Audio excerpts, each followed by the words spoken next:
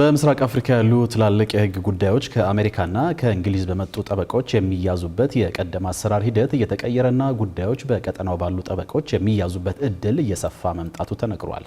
ከህዳር 17 እስከ 20 2018 ዓ.ም ባሉት 3 ቀናት በኢትዮጵያ የሚካሄደው 30ኛው የምስራቅ አፍሪካ የህግ ማህበረሰብ ጉባኤን አስመልክቶ በተሰጠው ጋዜጣዊ መግለጫ ላይ ጉባኤው የቀጠናው ሀገራት የህግ አተገባበር ክፍተቶች የሚመዘኑበትና በህግ የበላይነት ላይ የሚመክርበት ነው ተብሏል።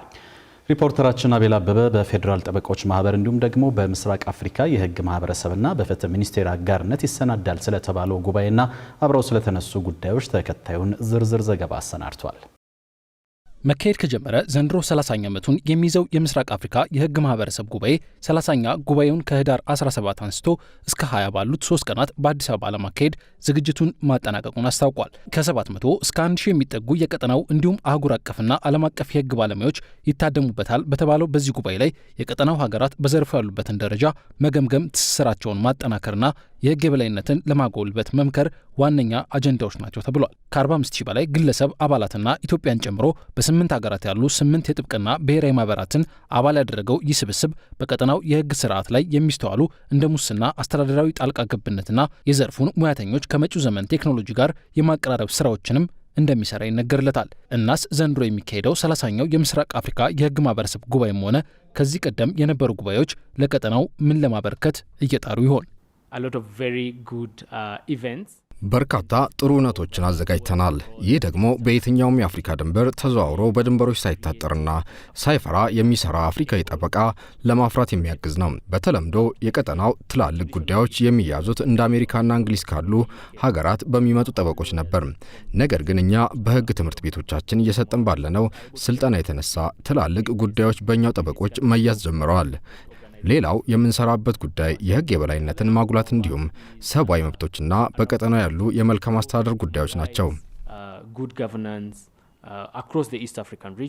ከ4 ዓመታት በፊት በኢትዮጵያ ያሉ ጠበቆች በተበታተነ መልኩ የሚሰሩና አህጉራዊና ዓለም አቀፋዊ ጉዳዮች ላይ የመሳተፍ አቅማቸውም የተገደበ ነበር የሚሉት የኢትዮጵያና የፓን አፍሪካ ጠበቆች ማህበራት ፕሬዚዳንት ደግሞ ይህ በአብሮነት ያለመስራት ጉዳይ ጠበቆች በሀገሪቱ የህግ ጉዳዮች ላይ ጠንካራ ሚና እንዳይኖራቸው ሲገድብ መቆየቱን የገለጹት የኢትዮጵያ የፌዴራል ጠበቆች ማህበር ከተመሰረተ ወዲህ ግን ሀገራዊ ተሳትፎን ከማጠናከር ባለፈ በ2023 የፈረንጆቹ ዓመት የአፍሪካ የጠበቆች ማህበር አባል ከመሆን ባሻገር በ2024 ዩጋንዳ ላይ በተካሄደው 29ኛው የምስራቅ አፍሪካ የህግ ማህበረሰብ ጉባኤ ላይ የምስራቅ አፍሪካ የህግ ማህበረሰብ አባል መሆን ተችሏል ብለዋል። ባለፉት 3 ዓመታት ድረስ አንድ እንኳን ሎ ፈርም ያልነበረበት ሀገር ነው። አሁን ግን ወደ 50 ደርሷል። ከፍተኛ የመበረታታት ስራዎች ነው ሲሰሩ የነበረው። አንድ የጠበቆች ማህበር ያልነበረበት ነው። አሁን ዛሬ ላይ 6 ሪጂናል ባር አሶሲዬሽኖችን መፍጠር ተችሏል። ከፌዴራል ባሩ በተጨማሪ የፌዴራል ባሩ እነዚህን ሪጂናል ባሮች ድጋፍ ሲያደርግ ቆይቷል፣ ሲያበረታታ ሲያደራጅ ቆይቷል። አሁን ጠበቆች በየክልላቸውም ጭምር ተደራጅተው ነው ያሉ። ተቋም አላቸው። በዚህ ተቋማቸው ለሀገር የህግ ስርዓት መጎልበት የበኩላቸውን አስተዋጽኦ ያደርጋሉ። በህግ ማውጣት፣ በህግ መተርጎም፣ በህግ ማስፈጸም። ለመሆኑ አህጉራዊ ተሳትፎውን ለማጠናከር እየሰራ መሆኑን የሚናገረው የፌዴራል የጠበቆች ማህበር የጠበቆችን አቅም በማጎልበት በሀገር ውስጥም ሆነ ከሀገር ውጭ ጭምር የሚሟገቱበትን አቅም እንዲያደረጁ ምን ያክል እገዛ አድርጎ ይሆን? ባለፈው 1 ዓመት ብቻ 43 የሚደርሱ ዓለም አቀፍ ስልጠናዎችን በነፃ ነው ለአባሎች የተሰጡት። ከፍተኛ ጥራት ያላቸው ስልጠናዎች በተመረጡ ዘርፎች ላይ በቢዝነስ ሎ፣ በኮመርሻል ሎ፣ በኢንሹራንስ፣ ኢንቨስትመንት፣ አይፒ፣